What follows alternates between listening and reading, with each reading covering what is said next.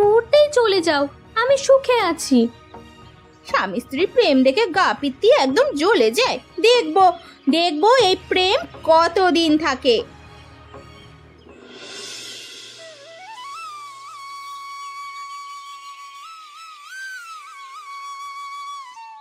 আরে, তুমি কাজ থেকে ফিরে এসেই আবার কাজ করতে লেগে পড়লে। চলো, হাত মুখ ধুয়ে এসো, আমি তোমার জন্য রান্না করেছি, গরম গরম ভাত খাবে তো? বাবা গো বাবা, আগে কাজ থেকে ফিরে বাসি পচা পান্তা ভাত খেতে হতো, আর এখন রোজ রোজ গরম ভাত খেতে পারছি। না, আমারই কপাল। এতই যখন গরম ভাত খাওয়ার শখ, তাহলে গরম ভাত খাওয়ার জন্য হলেও প্রথমে আমাকেই মেনে নেওয়া উচিত ছিল তোমার।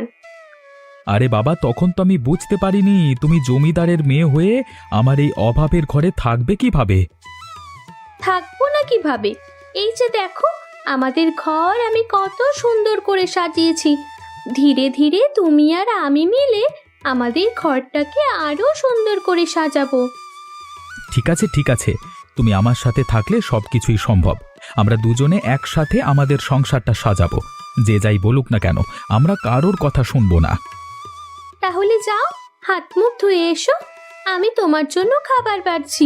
তুমি আর আমি একসাথে বসে খাবার খাবো।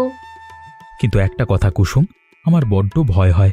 তোমার বাবা তো আমাদের সম্পর্কটা মেনে নেয়নি, কখন যে কি করে ফেলে কে জানে।